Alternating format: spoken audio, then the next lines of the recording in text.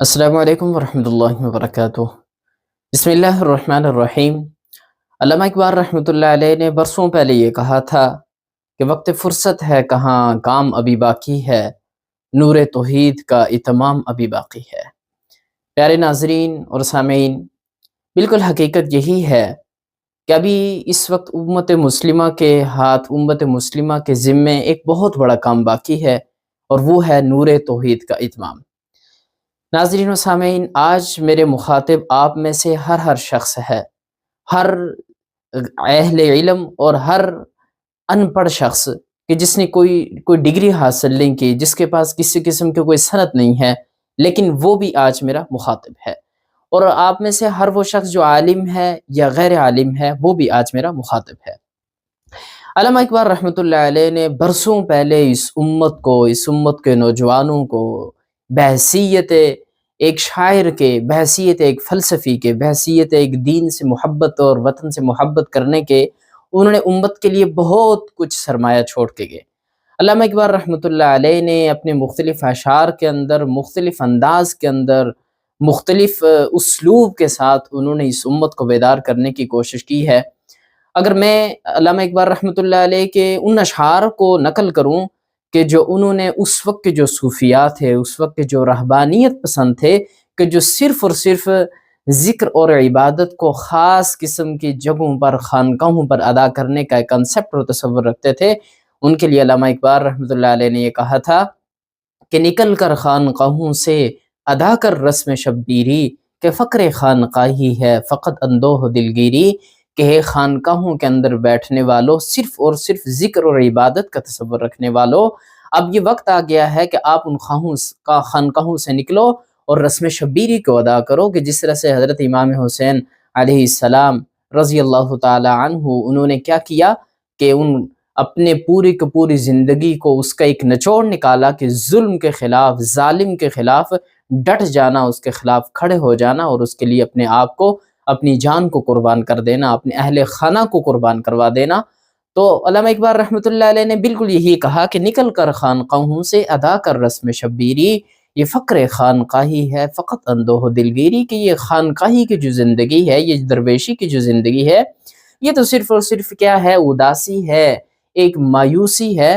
اس لیے کہ انسان جب صرف اور صرف خانقاہ کے اندر، ایک بند کمرے کے اندر، چار دیواری کے اندر بیٹھتا ہے، تو ظاہر ہے کہ وہ پھر دنیا کے عملی میدان سے کٹ جاتا ہے، اور پھر وہ کیا ہوتا ہے، حالات سے مایوس ہو جاتا ہے۔ ظاہر ہے کہ حالات صرف اذکار سے یا دعاؤں سے نہیں بدلتے، بلکہ اس کے ساتھ ساتھ حضور صلی اللہ علیہ وسلم اور صحابہ کرام رضوان اللہ تعالی علیہم اجمعین کی جو سیرت اور جو زندگی ہے، جو اسوہ حسنہ ہے، اس سے پتہ چلتا ہے کہ دعا، اذکار، نماز، روزہ، زکوٰۃ، حج کے ساتھ ساتھ میدان عمل کے اندر آ جانا، اور پھر اسلام کے لیے برسر پیکار ہو جانا، اس سے کیا ہوتی ہے، تبدیلی رونما ہوتی ہے۔ یہ میرا پیغام تھا علماء کرام کے لیے، وہ علماء کرام کے جو میدان عمل کے اندر آنے کو اتنی ترجیح نہیں دیتے یا اس کو اتنا لازمی نہیں سمجھتے۔ دوسری ہمارے وہ طبقہ ہے کہ جو بہت زیادہ یعنی کہ سیکولر قسم کا طبقہ ہے، اور دین سے بڑی بیزاری کا ان کا اظہار ہوتا ہے، تو ان کے لیے علامہ اقبال رحمۃ اللہ علیہ نے یہ کہا تھا کہ اپنی ملت پر قیاس اقوام مغرب سے نہ کر، خاص ہے ترکیب میں قوم رسول ہاشمی،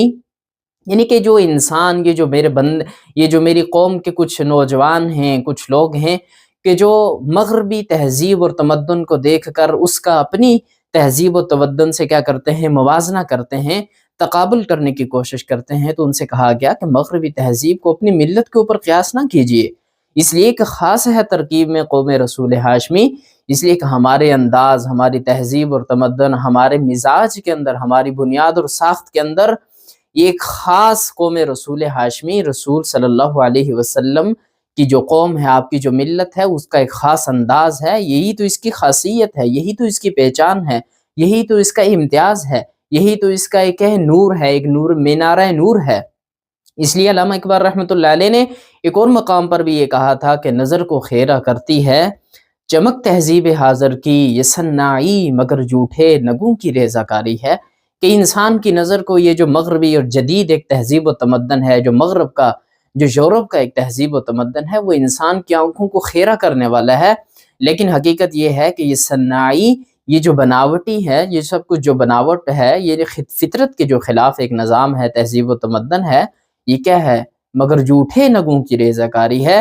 کہ جس طرح سے جھوٹے نگیں، جھوٹے موتی اور زیورات جو کیا ہوتے ہیں، جھوٹے ہوتے ہیں، مصنوعی ہوتے ہیں، وہ حقیقی نہیں ہوتے، وہ ریئل نہیں ہوتے۔ یعنی کہ ایک تو ہے سونا کہ جو ریئل ہے، ایک وہ ہے کہ جس کے اوپر رنگ کیا جاتا ہے۔ تو اس کی مثال بالکل ویسے ہی ہے کہ جس طرح سے جھوٹے نگینے اور اسی طرح سے مصنوعی جو زیورات ہیں کہ وہ انسان کی آنکھوں کو کیا کرتے ہیں، خیرہ کرتے ہیں، کتنے پیارے اور اچھے لگتے ہیں، لیکن حقیقت کے اندر وہ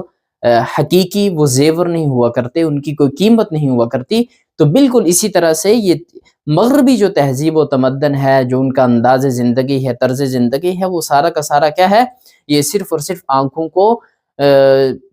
خیرہ کرنے والا ہے، حقیقت اس کے اندر کسی قسم کی بھی نہیں ہے۔ تو لہٰذا میری آپ سے دست بدستہ یہی گزارش ہے، یہی عرض ہے کہ میں اور آپ چاہے ہر طبقہ کسی بھی شعبہ زندگی سے وہ تعلق رکھنے والا ہو، یہ پرفتن دور ہے۔ مجھے اور آپ کو اس وقت اپنے آپ کو قرآن مجید فرقان حمید سے وابستہ کرنے کی ضرورت ہے، قرآن کا مطالعہ کرنے کی ضرورت ہے،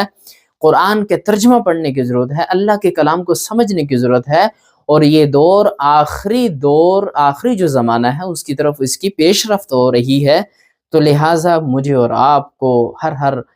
بچے کو، ہر نوجوان کو، ہر عمر والے شخص کو فکر مند ہونے کی ضرورت ہے۔ اس کے لیے لمحہ فکریہ ہے کہ وہ کیا کرے، اپنے آپ کو قرآن مجید فرقان حمید سے وابستہ کرے